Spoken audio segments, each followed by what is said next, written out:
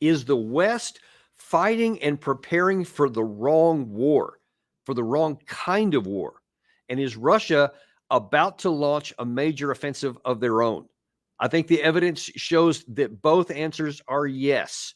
The West is locked in a wrong kind of focus. We've been thinking that here's the way war works, and by extension, that's how it works for everybody all the time. And we have been blind to what could be unfolding right before our eyes. And I don't have any secret information. I don't know for sure that Russia's about to do this, but what I'm going to show you is there is a lot of physical evidence that something big, something we have not seen during this war, could be coming, and we are absolutely not prepared for it. And there's nobody better I can think of to examine this than the friend of the show, Colonel Jacques Baud, former Swiss strategic intelligence officer, former NATO officer, and has proven himself to just be spot on about understanding a lot of these things. Colonel, welcome back to the show. Thank you. Thank you. It's nice to be back with you. Thank you. Well, like I was telling you before we went on the air here, I've been looking forward to this show for a long time because I read a piece, an article in the Royal United Services Institute on what an attritional warfare model is. And then it looks at the Russia-Ukraine war and makes a number of cases in there about what is actually happening on the ground. And when I read that the first time in detail, especially, it just leapt out at me that this seems like the best description of what we physically see and have seen for the last 2.5 years, and then lays a path of what could be coming next. And this is why I say I don't have any secret intelligence that knows what the Russian side is going to do, but I can say that the pieces of the evidence we can see on the ground lead to the conclusion that something really unpleasant for the Western side, and especially the Ukraine, could be coming.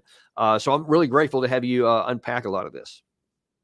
Thank you. Thank you. I think it's a very interesting question.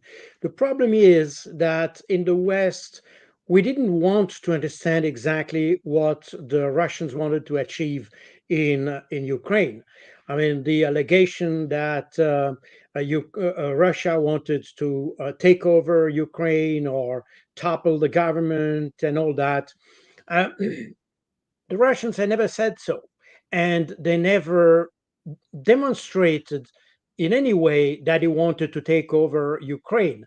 And I would even say that they said almost the contrary, because they know that if it would be rather, I say rather, easy to take over the eastern and southern part of Ukraine, it would be quite difficult to take over the western part of Ukraine, which is highly ultra-nationalistic, extremely anti-Russian.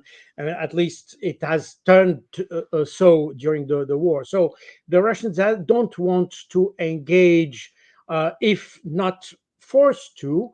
They will certainly not want to engage on the western side of the Dnieper River. So we have to come back to what the Russians have said since the very beginning of their offensive. And remember that these objectives have been stated by Vladimir Putin on the 24th of February 2022. And since then, they never changed the substance of these objectives. I mean, the nature of this objective. Mhm. The extent of this objective have changed. I will explain why, but Yep. the nature of the objective have not changed. And these objectives were namely the two, but this was one objective divided in two, if you want. It was to demilitarize and to denazify the threat to the population of Donbass. This is the key point. That means that in strategic terms, if we look at it from a Clausewitzian uh, perspective, if you want, it's about destroying a potential and not to take over territory. And that explains a little bit. If you want, I can show here the map of the idea of this the initial operation, and you had in the in the this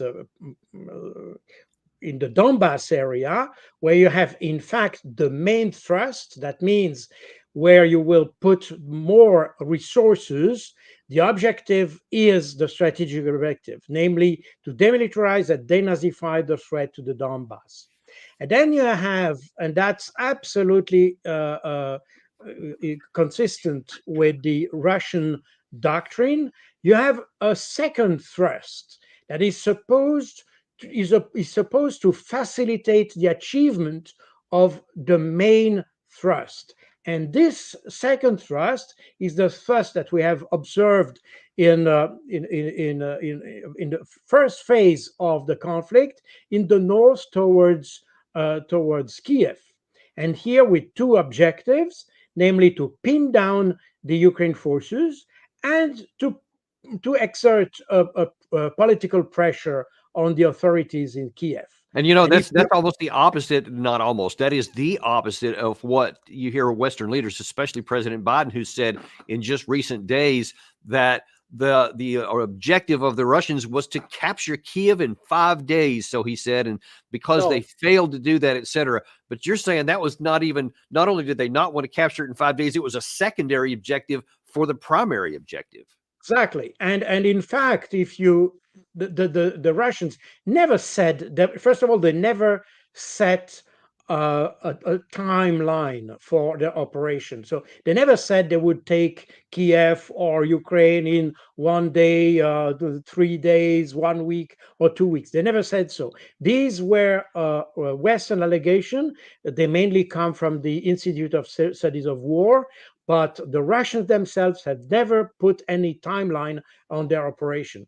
And if you look the way this was executed, I mean, the first phase, you could see, if you look at the number of battalion or battalion tactical group that were engaged in that operation, you would see that the main resources were, as a matter of fact, in the Donbass. This is still, as of today, this is still where the main operations are going on, where you have the most violent fightings. This is today, it is in that area here. So it's still in the Donbass area. While here around Kiev, it was only 1/3 of the potential that was engaged in the Donbass. You had only 22 battalion tactical groups, meaning that the Russians had never the potential and the capabilities to take over Kiev. In my book on the Russian art of war, I made some calculation, and basically, if in open terrain, normally, I mean, the rule of the thumb is that to attack, you should have a ratio of 3-1.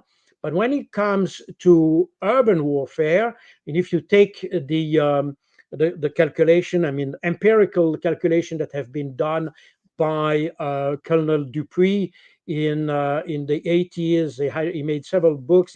It's a U.S. Army colonel, by the way. He made very interesting book on the quantification of war, and he made some calculation. And the Russians have also made some calculation, meaning that for urban warfare, in order to have success, you should have a ratio of 10-1.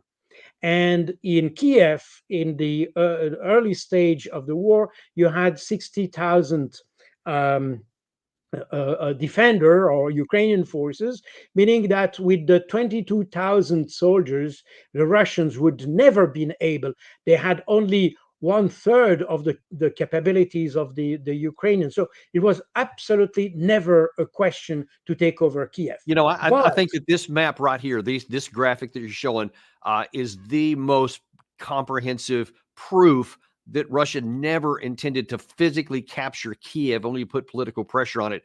Because, as I mean, self-evident there. When you put that much of your combat power in the main effort in the east, that's where it was from the beginning. And I think that should put completely to rest any thought that Russia tried to capture Kiev in the beginning.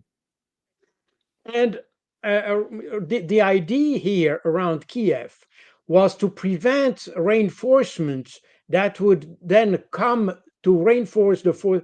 These were the bulk of the Ukrainian forces in Donbass. Remember that the Ukrainian forces started their build up in the Donbass area as early as April 2021. Mm. And that because there was this decree of Volodymyr Zelensky to retake the southern part of the country, that means Crimea and the area of Donbass. And that for that reason, you had so many troops deployed 1 year before the start of the Russian offensive. You had so many troops here. But since the forces in Russia were so strong, they might have, I mean, the Ukrainians might have been able to reinforce those troops through what they had in the west of the country. And for that reason, the Russians surrounded Kiev so that the reserves here were then pinned down and could not go to the Donbass because of the threat on Kiev. That's the calculation of the Russians. Right. Now, So now I think it's really important at this point, especially before we get into what may be happening now, is to look at, I think that the graphic nature of the misunderstanding of what this war is all about and where it's going here on the American side, first of all. So obviously, we just finished with the NATO summit, the 75th anniversary, where everybody just continued to promise indefinite support for Ukraine.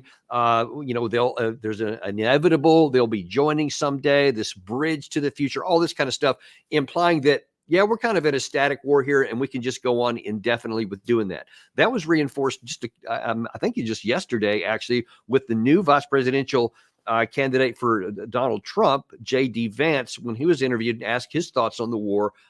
Notice what he says here. It's very important. The reality is the Ukrainians have showed that Putin is a lot weaker than people feared. And importantly, they've shown that if the Europeans are willing to step up and take more responsibility for their own defense, they can handle Putin. Let us focus on China.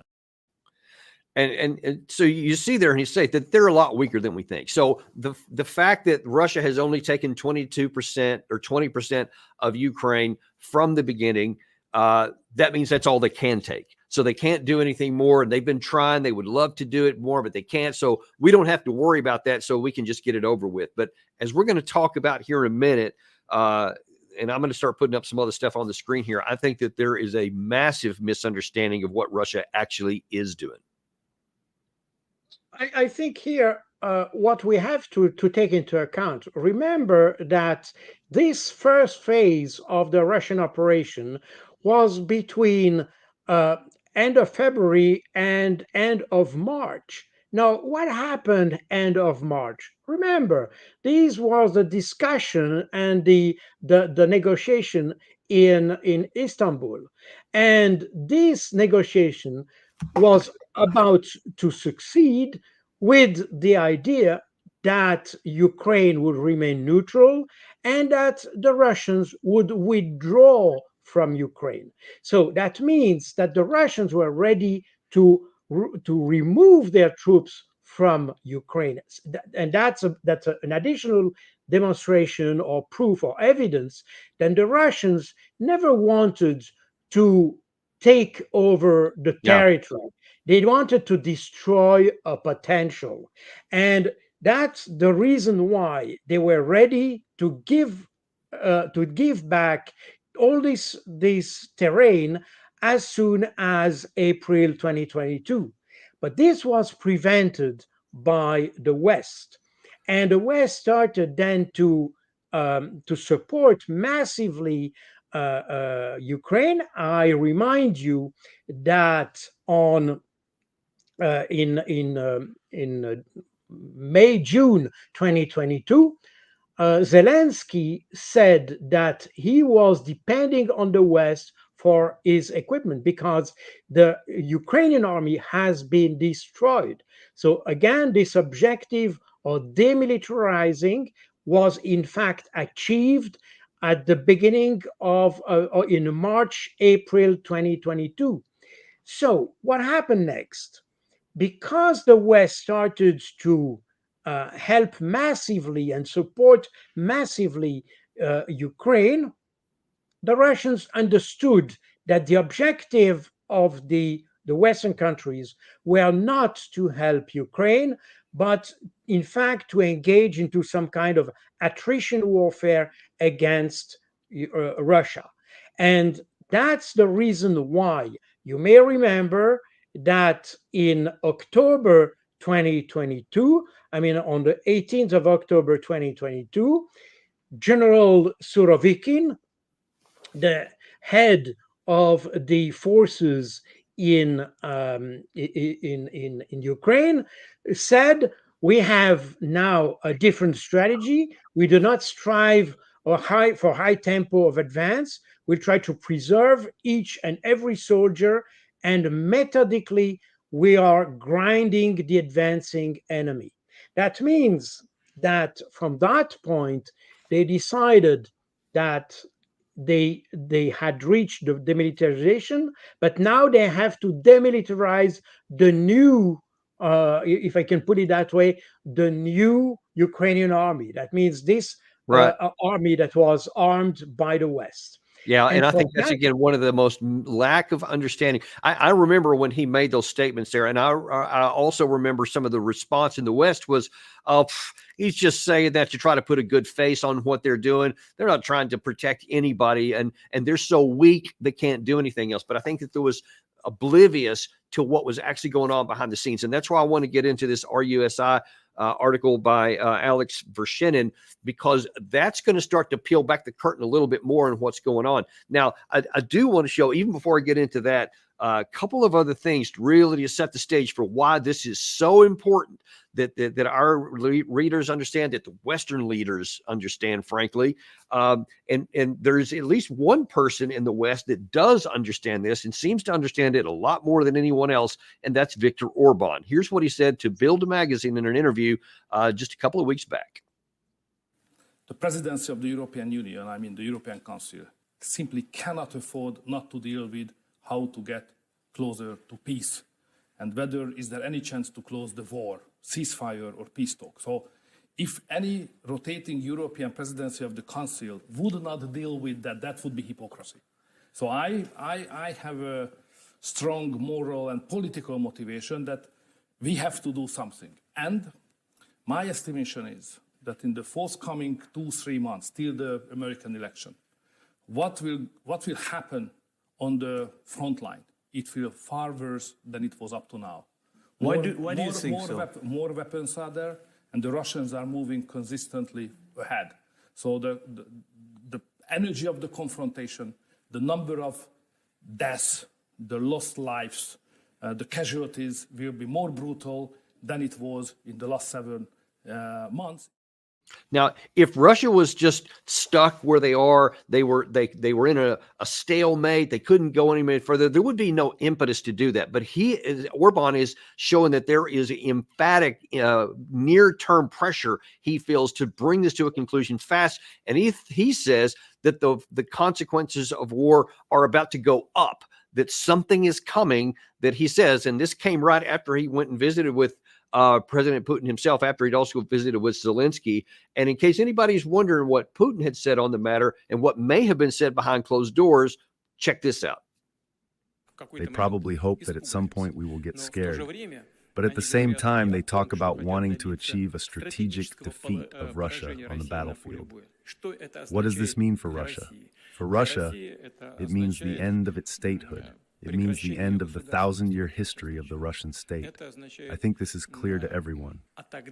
So the question arises, why should we be afraid? Isn't it better to go all the way then? This is basic formal logic. I think those who think this way, and even more so those who say this, are making another big mistake. So you see there, he is absolutely focused on it's existential for us. There's no going back. There's no half measures. There's, in my view, zero possibility that Putin could ever go, you know what, we're tired of war. Sure, we'll just have a negotiated settlement and just quit fighting right here. without having achieved his original objectives of turning Ukraine into a safe zone for him, whether it's denazify or just make it a neutral state, which is also one of the things he wanted to. But I just wonder, before I get into this article here, what do you think about the legitimacy or the sincerity of Putin there? I think Putin is consistent since 2014. And he always, I mean, the whole effort he put into the compliance of the Minsk agreement and the efforts he put diplomatically to have Germany and France making pressure on Ukraine to sign the Minsk agreement shows that the main effort of Vladimir Putin was in fact the protection of the population of Donbass, and this was absolutely consistent. That's what he said, that's what he did, and that where the and we have the proof, by the way, that the West failed in that. I mean, it failed in many ways. First of all, Germany and France were the guarantors for the Ukrainian implementation of the Minsk agreement. And both François Hollande, President of France, and Angela Merkel, the Chancellor of Germany, both of them, and I don't even mention Petro Poroshenko and Volodymyr Zelensky, who all of them, all the four of them, said that they had never the intention to implement the Minsk agreement, meaning that there is obviously on the Western side a bad faith on that. But there's an additional point of that, because remember that the Minsk agreement, and namely the second agreement, there were two agreements, one in September 2014, and a second agreement in February 2015. And the second agreement became a resolution of the Security Council, meaning that in principle, all the members of the Security Council should have supported the implementation of that resolution. And in that respect, we have to acknowledge that only Russia and China tried to have this resolution implemented. The three others Western countries, France, both as guarantor and as a permanent member of the Security Council, refused to do so. US was not bound in the Minsk agreement, but as member of the permanent member of the Security Council, didn't comply with the resolution they decided, and the same for Great Britain. So we see that if we look at the facts, we have to be honest and consider that Vladimir Putin never changed his posture regarding the population of Donbass. And there is also something I didn't mention here. I mentioned the decree of Volodymyr Zelensky on March 2021 to initiate an operation against Donbass. But there's another law that has been passed by the Ukrainian parliament on the 1st of July 2021 that makes official discrimination between the Ukrainians, ethnic Ukrainians, and ethnic Russians in Ukraine.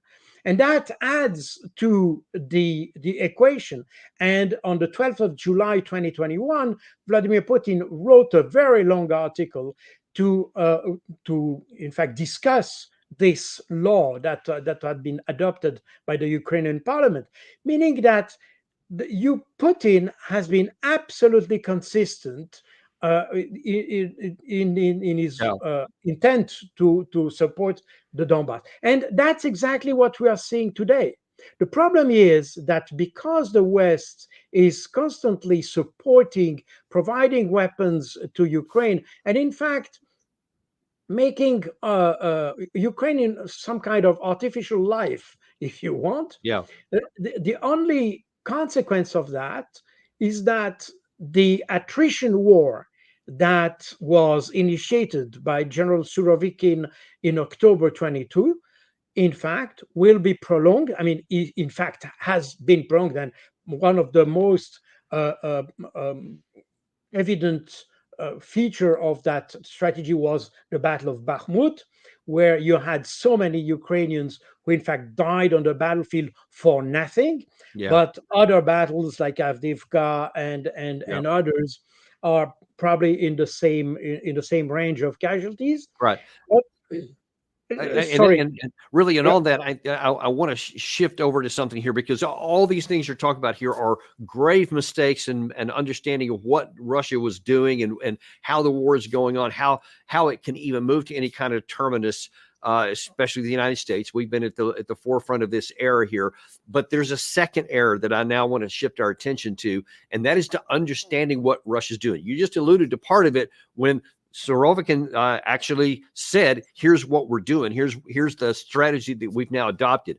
This article in the Royal United Services Institute explains what that means and puts us in a pretty dark position of the fact that the longer we go to not understanding the things that were in this, the worse it's going to be for us. And Alex Verschinen was great. I wish we could have had him on the show, but he's not able to come on just due to his position here. But his words live on, and they're now out there. And I'd like you to talk about some. So first of all, I want to look at what he wrote about what an attrition war even is, because in this he talks about how the West views things, and then this is how other people view things. He wrote, attritional warfare requires an art of war and are fought with a force-centric approach, unlike the wars of maneuver, which are terrain-focused. They are rooted in massive industrial capacity to enable the replacement of losses, geographical depth to absorb a series of defeats, and technological conditions that prevent rapid ground movement. In attritional wars, military operations are shaped by a state's ability to replace losses and generate new formations, not tactical and operational maneuvers. The side that accepts the attritional nature of war and focuses on destroying enemy forces rather than gaining terrain is most likely to win. I wonder if you can talk about that, because the Western way of war, really going all the way back to World War II, is these what's called big arrow movements, large formations, movement of large areas. And that was in the Desert Storm we saw. I participated in that one. It was this huge arrow of the U.S. 7th Corps that ended up hitting the Saddam Hussein's forces in the flank up in Kuwait. You certainly had that on display in 2003 when the United States ended up taking Baghdad, etc. So that's kind of how we think of things. Therefore, since we've seen this war basically be static since June or July of 2022 along the current line of contact, the thought is that that's because they can't do a big one, so they're not going to. But I wonder if you can talk about the difference between that mentality and attritional war mentality. Well, in fact, the war from a Clausewitzian perspective, and remember that the Russians or the Russian military doctrine is based basically on Clausewitz thinking, and the Clausewitz thinking basically is force-centric. That means that the main purpose of war is to destroy the military potential of the enemy. The problem is that there are two ways of doing that. The first way is to go and hunt for the enemy and go and try to move aggressively towards the enemy, which is quite risky, and you may lose a lot of troops in that. Or the second aspect is that you put on a defensive line and you let the enemy come and you destroy the enemy as it comes. And that's exactly what happened. I mean, I'm not sure that the Russians were ready or were planning, better said, to have an attrition war. Because remember that after the first phase of their operation, in fact, Ukraine was ready to sign up some kind of an agreement. And therefore, basically, Russia had already won, if we can use that word, won the war, or achieved their objective, better said, in March, April 2022. So there was no plan to go in an attrition. But as soon as they observed that the West was wanting to have this kind of attrition and try to defeat Russia, because the end objective for the West, and this has been said many times. It's less to help Ukraine than to have a regime Yep. change in Russia. Russia. And to have this regime change, they wanted to have all the sanctions that would weaken the economy and weaken the society. And with a weakened society, then you would provoke kind of a revolution or some changes in the political system that would then allow for a change of Vladimir Putin to somebody else. I don't know whom, and nobody knows whom, by the way. So that Right. was Nobody. the idea. But the point is that the Russians have understood that very quickly, and they built up their defense and started an attrition war. And that's exactly what Surovikin explained. And based on that attrition, the idea is to destroy the potential. And that's exactly what they are doing now. And we see that the Ukrainian army is severely weakened. And the same as the equipment, which is also that's the reason why the F-16 seems so vital for Zelensky and other pieces of equipment, even Bofors gun of the Second World War that Denmark just decided to deliver. These are the anti-aircraft gun from the Second World War. From the Second World War.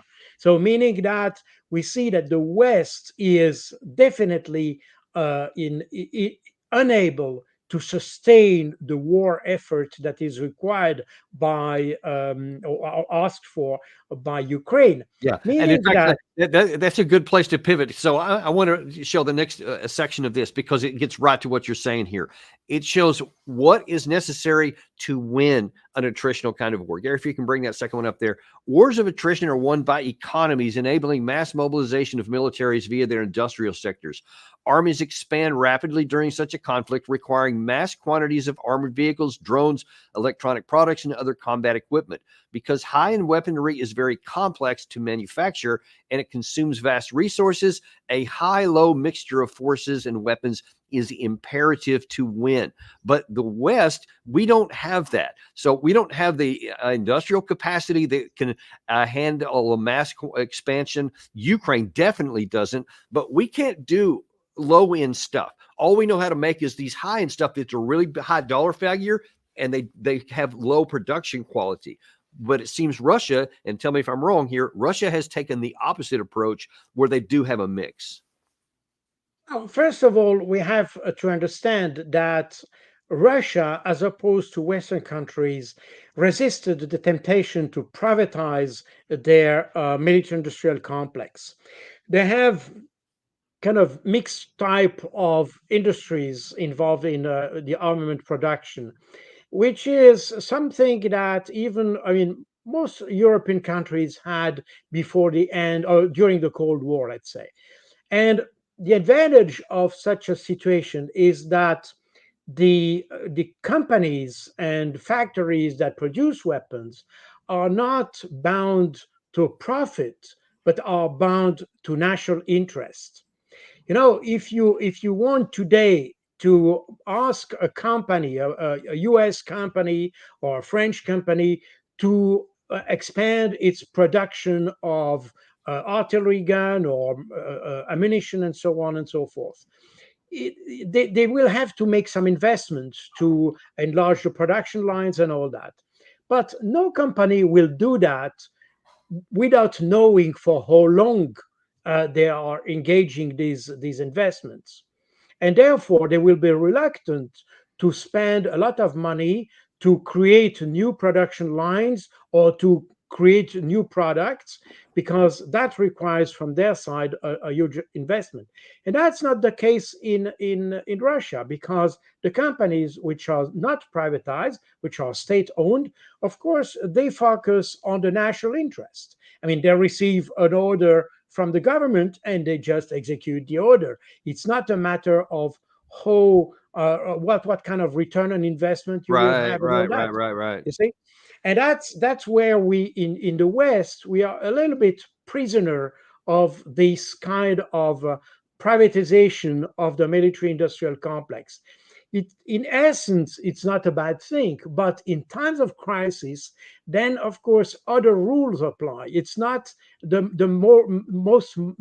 money you make, but how you can fulfill the objectives of the government. And that's why the Russians are much more powerful than the West. Well, and That's I think, Colonel, that illustrates a couple of things. Is that one, as that clip we played of Putin in Vietnam above or earlier in this show talks about, to them, this is an existential fight. I mean, they not only are against Ukraine, but as we keep saying all the time, it's 50 nations allied against them.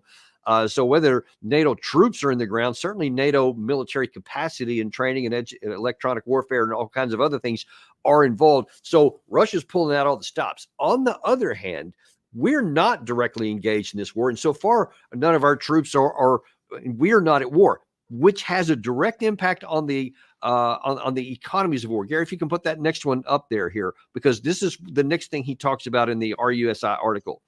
It says achieving mass is difficult for higher-end Western economies. To achieve hyper efficiency, they have to shed excess capacity and struggle to rapidly expand, especially since lower-tier industries have been transferred abroad for economic reasons. During war, global supply chains are disrupted and subcomponents can no longer be secured. Added to this conundrum is the lack of skilled workforce with experience in a particular industry.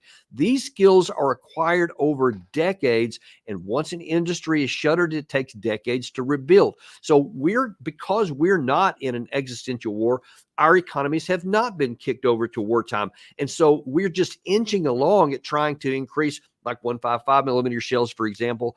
And I wonder if you can just talk about the difference in war-making approach from what Russia's doing right now, especially industrial, and what the West cumulatively is doing with war potential. Oh, the West, first of all, has, during the last 30 years, the West has waged totally different wars as the one which is going on in Ukraine. Basically, what you have now in Ukraine are two peer armies fighting each other. Basically, I mean, the Russians are a little bit more powerful, but in essence, this is the same kind of army, the same kind of weaponry, the same kind of they may have different tactics and different operational ideas, but in essence, we are talking about two similar army fighting each other, which is for the West totally new, because in the last 30 years, the Western armies have fought against insurgencies, against enemies that had not the same capabilities. I mean, no air force, just an example. So they never had to deal with an air threat. Basically, the same with electronic warfare. Equally, I mean, if you see, for instance, recently there was an article. I mean, several articles that have shown, and I can show here just a summary of these fail. Oh, sorry, this is not this one. Sorry about that. This one, you had several. Sorry, I have to check. Here we go. You see, these kind of weapons, which are in essence excellent and technologically very sophisticated, but they were never used against or in an environment which is electronically warfare rich. And that the same applies to others. I mean, the same to the small diameter bomb. This is exactly the same thing. They are useless because of the Russian jamming. The same with the JDAM weapon. It's ineffective just because of electronic warfare. And you have the HIMARS, which has exactly the same problem. So meaning that basically you have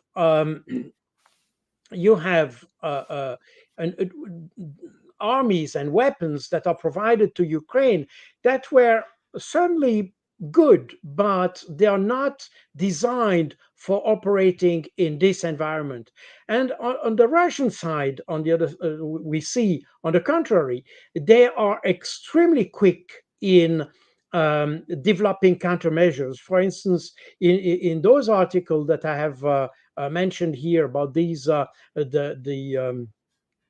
this ammunition, within weeks, the Russians were able to set up experts team and so on, engineers to reverse engineer the Western technologies and to find countermeasures. As a result, today they are no longer effective. This is a kind of situation that the West has never encountered in the last 30 years. So we are in such a situation, and that's the ability of the Russians to respond very quickly to new emerging technological threats. I mean, remember at the very beginning of the military operation, you had, the West, in the Western media especially, were adamant about the ability of Ukrainian to use the drones and small FPV drones and things like that. Today, this is exactly the opposite. The Russians have discovered countermeasures to make the Ukrainian drones ineffective, and they have distributed the jamming technology down to the platoon level, and at the same time they have developed their own drone industry. I mean, both at tactical, operational, and strategic level, meaning that they were able to respond in the full spectrum of the kind of weapons that the West was providing, and this in a very short period of time. And in the same time, we have, from a more doctrinal point of view, the Ukrainian soldiers have complained several times that as they were trained in the West, especially in France, in the UK, and in Germany, that the Western officers didn't have any solid understanding of the type of war that was going on in Ukraine, because their own experience was based on what they had experienced in Afghanistan or in Iraq or somewhere else. As a result, the officers and the NCOs and soldiers that were trained in the West were not trained for the right war. And that's something that even Zelensky, by the way, complained about. Right. So the problem is that this war comes at the totally wrong time for the West, if you want, because after 30 years of wars against enemies that had a very poor technological environment, we are now facing the top-notch type of army, and our technology, and even the technology that we still have and we haven't given yet to Ukraine, even our technology is not up to the mark. Remember, in the last NATO summit, the US decided to deploy in Germany long-range missiles, including hypersonic missiles, but they don't even have them. I mean, they are still in development.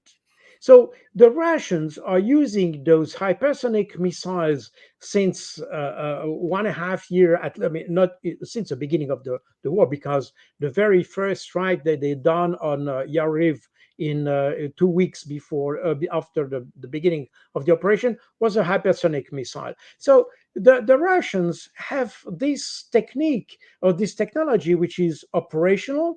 They have been able to improve it. They have been to better integrate it into the command and control system. They have been able to integrate it better into their doctrinal settings, while in the West, we don't even have them. Right. And that actually illustrates what I think is the most important part of this show that we want to talk about here today. And that is what's going to happen next. Now, you have laid out very graphically many of the mistakes that the West has made, both in mentality and in physical capacity, really from the beginning of the war all the way through now. What is troubling, though, is what may be coming next. And if we continue on with this lack of understanding of what's happening and unfolding right in front of us, we could be in a real world of hurt, and especially Ukraine coming up shortly. Now, I played you a bit of a Viktor Orban earlier. I want to play one other section, a little short segment of that interview. One thing he said was really poignant as it relates to this article and what may be preparing to happen. Watch this first. I'm speaking about energy which is invested into the front line. And I had a chance to have a conversation with the Ukrainian president and the Russian president, and believe me, that the forthcoming 2-3 months will be far more brutal than we think. So he talked to Vladimir Putin and Zelensky, and especially the part about Putin, it sounds to me like he was told something, because he never said this about in the next 2 or 3 months and being more bloody until after he met with Putin. So his words indicate something is coming. His motivation to do this global effort to try to bring some peace implies that he knows something. Well, let's see what he might know. So going back to the RUSI article here, basically to have this attritional warfare, the country that's going to do it successfully has 2 phases, and I want to look at those here. So in an attritional warfare model, a successful strategy accepts that the war will last at least 2 years and be broken into 2 distinct phases. The first phase ranges from initiation of hostilities to the point to where sufficient combat power has been mobilized to allow for decisive action. It will see little positional shifting on the ground, focusing on favorable exchange of losses and building up combat power in the rear. Now, we've seen in recent days, actually the last month or so, more and more reports, even from the Ukrainian intelligence sources, claiming that there is somewhere between 200,000 and 300,000 Russian forces amassing in areas around just north of the border, on both in both in Russia and in Belarus. So it seems that they have done that. And certainly this 2-year frame, the Russians have been, as you've been describing throughout here, been preparing. Their industrial capacity is growing. Their arsenals have been growing. They've been training troops out of contact. Now then they have these at least 300,000 out of contact, and by some reports even more. So the question is, are they about to do something, and do you have any visibility on that? First of all, we have to consider that the situation as it is today may have 3 fundamental outcomes. The first one is that you have kind of agreement and you have a settlement of the conflict, and this situation is probably something that we could have had in March 2022, for instance. The second is a defeat of Russia, and the third one is a defeat of Ukraine. Now, we know that the Western countries press Zelensky not to have any discussion. They are even punishing and sanctioning somehow Viktor Orban because of his initiative to go talk to Vladimir Putin.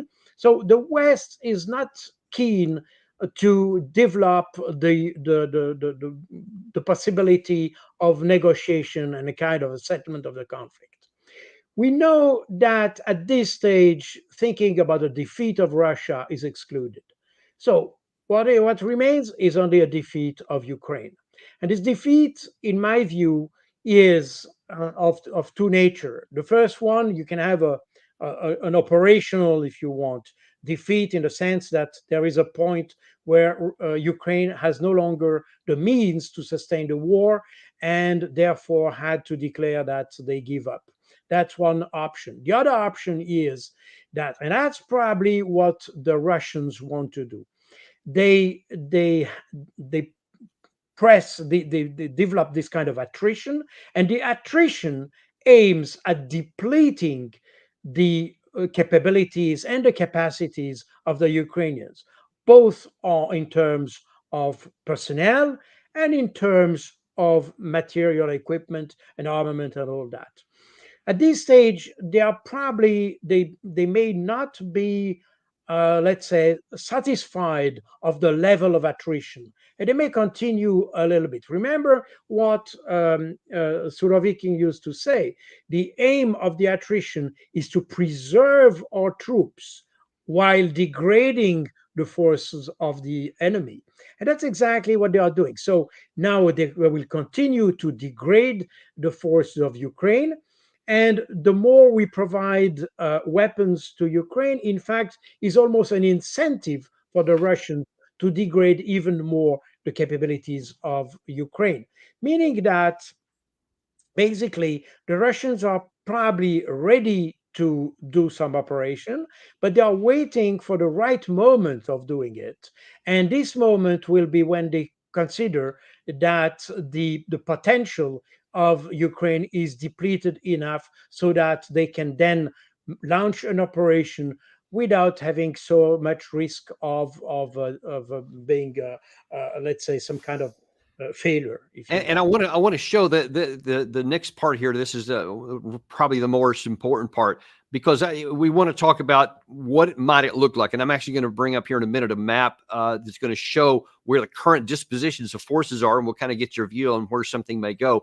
But first of all, I want to describe what it would actually look like. This is the second phase. When the second phase begins, the offensive should be launched across a broad front, seeking to overwhelm the enemy at multiple points using shallow attacks. The intent is to remain inside a layered bubble of friendly protective systems while stretching the depleted enemy reserves until the front collapses.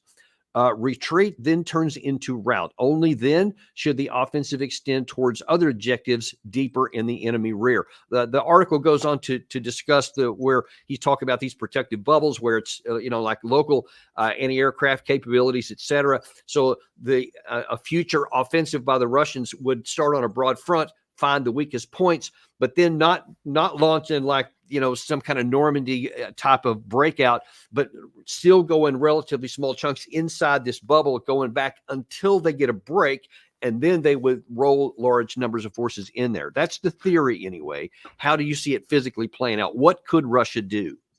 So basically, what the Russian, I mean, if you look at the doctrine, bluntly said, basically attacking on a broad front with a kind of superiority, maybe 2 or 3 to 1, and then have a breach into the line, the enemy line, by having in certain areas a superiority of 5 to 6 to 1, and that's what they may achieve. But again, I'm not sure if the situation at this stage is mature. You see, and if we look at the map again, I will come back to the map I showed accidentally before. If you look at the casualties that have been observed, or let's say announced by the Russian military Ministry of Defense in the last 2 months, you will see that if you have this kind of thermal imaging here, but the red shows where you have the most losses. I'm not guaranteeing that those figures are exact, because these are the official Russian figures. But regardless of whether they are precise or not, they show the intensity of the conflict, and probably where you have the most let's say the most intensive battles. And you see that the battle group north, which is here in the area of Kharkov, oh sorry, this is the French one. I don't know if I have an English version. Sorry, I will try to look at yes, sorry, I have here an English version. Sorry.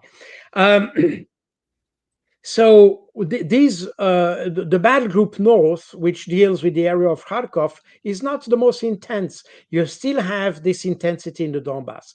Why is that more intense in the Donbass? Because the Russians have not yet pierced the defensive lines that were built since 2014 around the Donbass.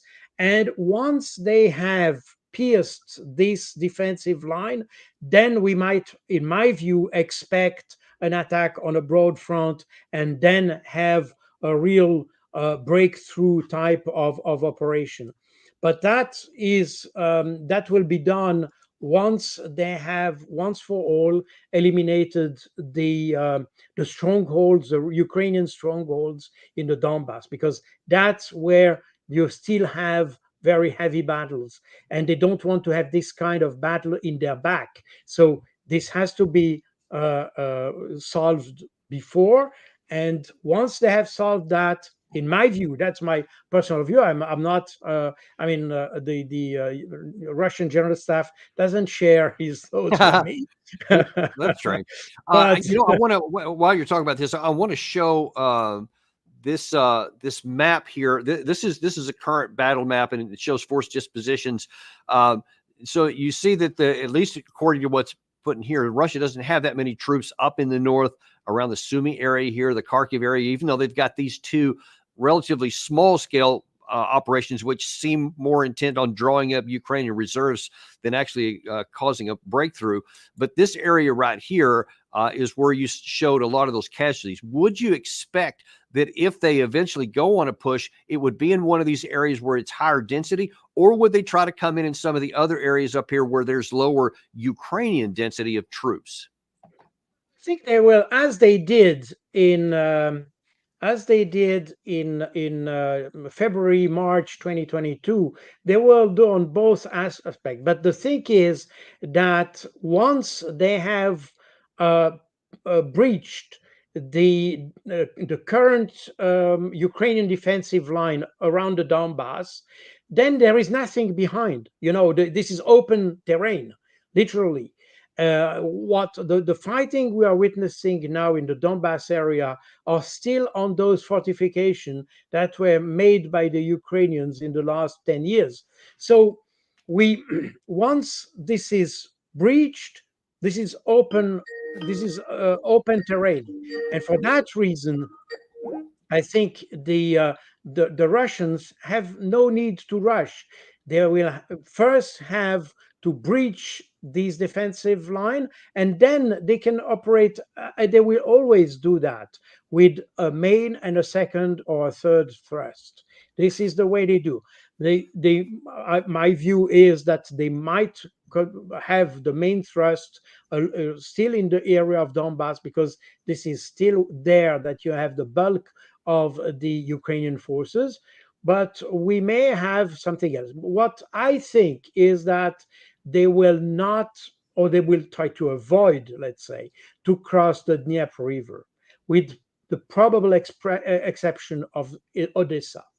They might have here an operation around Odessa, but for the rest, I'm not sure they will strive to fight on the western side of the Right. So let me ask you a question based on something you said earlier in this broadcast about the force ratios necessary for big cities. I've often heard many people say that Odessa would be a target for Russia, something that they would want to do for many strategic reasons, shut off the Black Sea, whatever, also because of its historic ties and some of the emotion that some Russians have on Odessa. But does Russia have enough troops to handle that? And would they have an actual assault on the city, or would they just try to isolate it and have a siege mentality? Probably not a siege, but they will probably attack. Well, one aspect that we haven't discussed, which is quite important, but never mentioned in the media, is that on the western part of Ukraine, you have a resistance. You have a resistance movement that operates on the rear area of the Ukrainians. And in fact, most of the missile strikes that we have on attachments depot and ammunition depots or factories for FPV drones and things like that, all the intelligence comes from the resistance movement, and these resistance movements are extremely active. You have many of them. One, the probably most famous of them is the Russian Kherson. Russian Kherson is the one that operates in the south of the country up to Odessa. They assassinate political leaders, SBU members, and things like that. So it's very active, extremely active. It doesn't reflect in our media for obvious reasons, but that's probably something the Russians are building up, because I suspect that you have also those Russian special forces, the so-called Spetsnaz, who are involved in the rear area of the Ukrainians to build up those resistance forces in order to support a possible offensive at a later stage.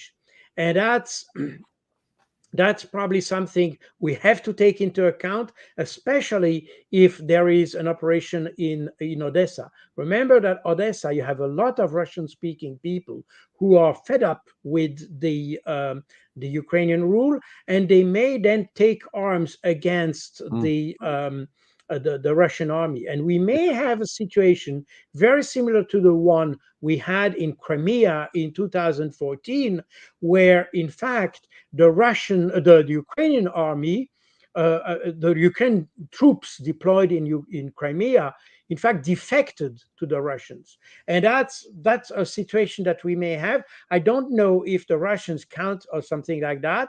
So we may have a combined type of operation with amphibious operation plus action of the resistance, and an operation through the Dnieper by some amphibious task force or something like that. But your argument is that that wouldn't even, I guess, begin until there had been some sort of penetration in the front lines along those areas you showed in your map, right? That's correct. That's correct. That's what I think. So let me ask you this: what do you think is the? I mean, just your best assessment, given the limitations you have on knowing a lot of the factors on the ground on both sides of the line of contact. How much longer can Ukraine hold out in current circumstances? Well, that's a good question, because at the end of the day, it comes back to the acceptance of the population and the military to accept the situation. And we see that the resilience of the armed forces is reducing every day.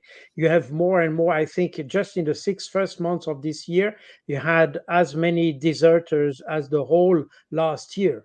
So, meaning that they have already arrested or identified, let's say, something like 25,000 deserters of the Ukrainian forces. You have more and more units who are refusing to obey orders. Even elite forces, by the way, that are refusing to obey orders. You have this constant reshuffle, and Zelensky just made some change at the head of the high command of the Ukrainian forces, meaning that we see that the whole system starts to crumble a little bit. And a lot will depend on that, I think, because on the political side, you have the same thing. I mean, you have obviously a more and more importance of the ultranationalists and all that. They try to get control over the political life, but this has a drawback, because people are noticing that the nature of the political leadership changes, and it becomes more and more dictatorial, if you want. Yeah. And that may affect also the way people will understand. And you see, there are 40%. I mean, there was recently a poll made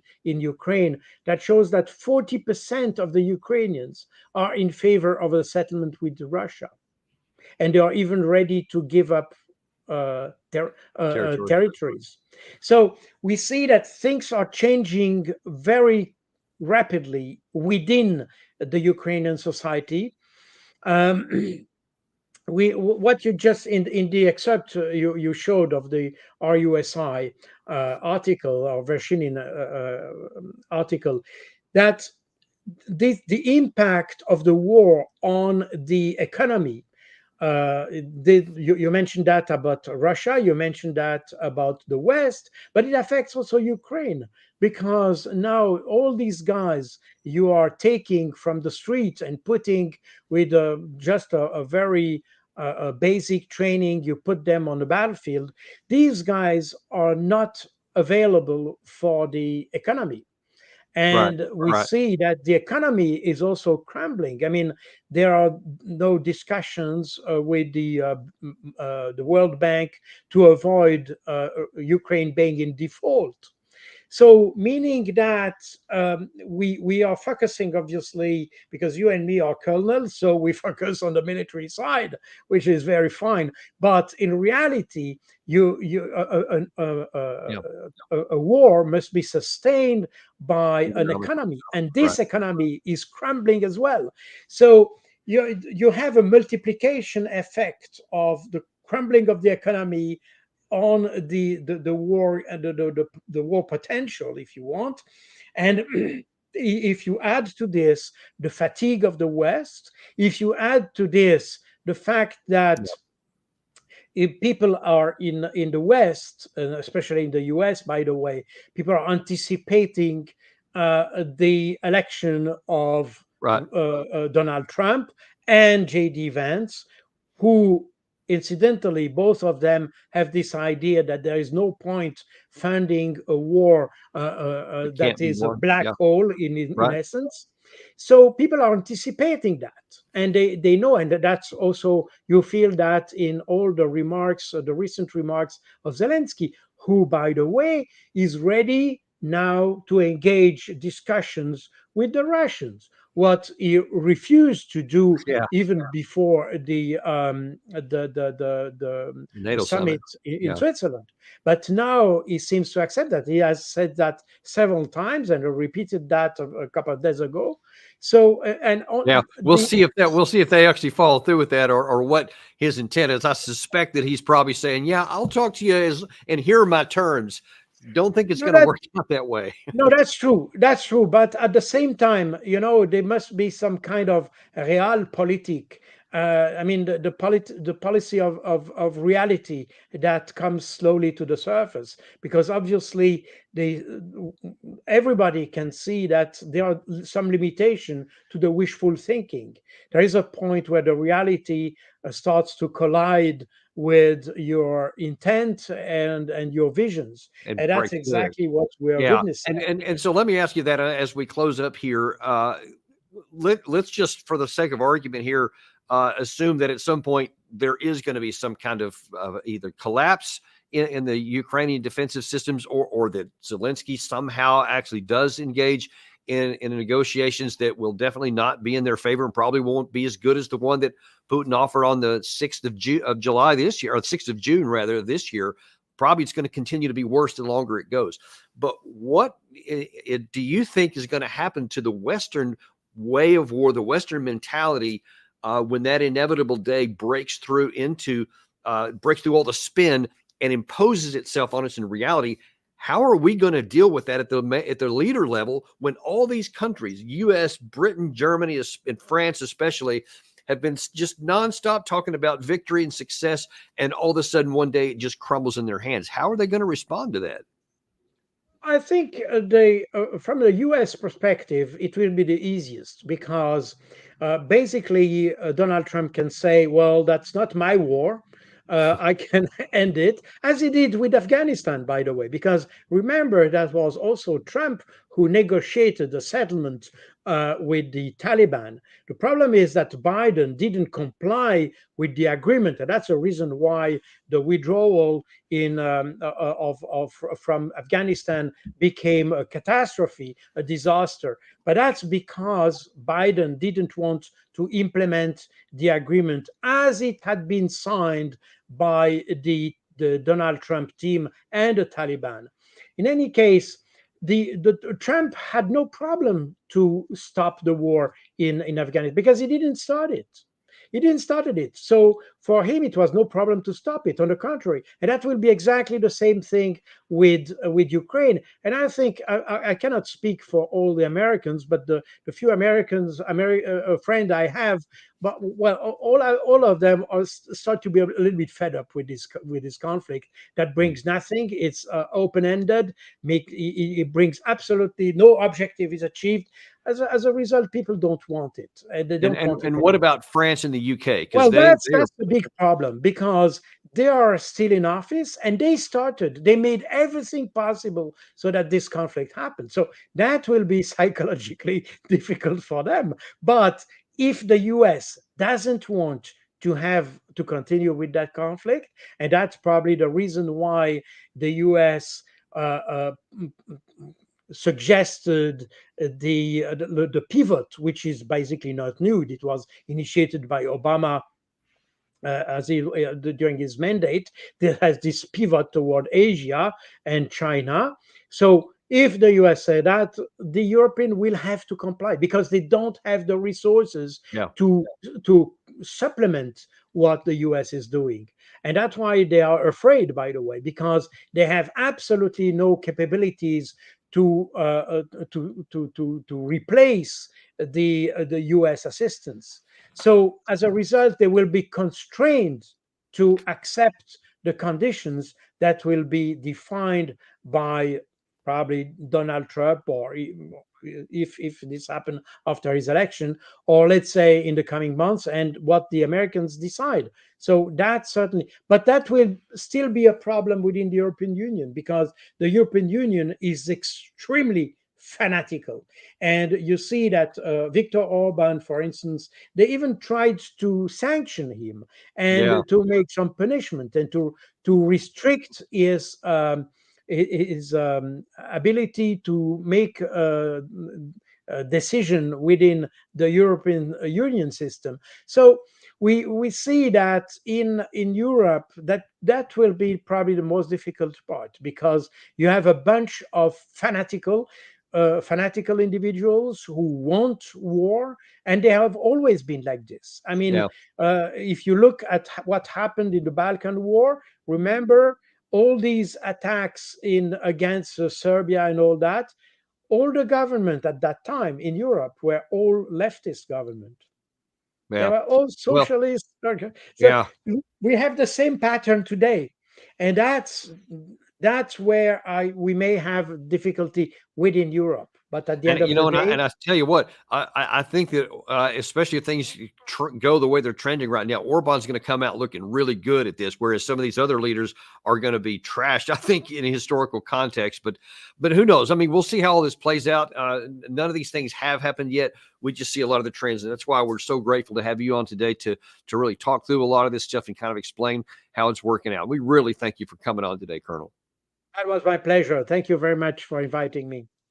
And I always appreciate you guys being with us. Ask you to come back and join us at 3:00 because we have another really, really important episode to talk about today. Is the U.S. and Germany provoking Putin in ways that could possibly end up in a nuclear war? There are some developments that not many people have been paying a lot of attention to with the deployment of some U.S. Missiles. And Ted Postal, the MIT professor, has come and tell us today exactly what's going on with that and why we should be worried and what we should do instead. Tune in at 3:00 today on Daniel Davis Deep Dive, and we will see you on the next episode.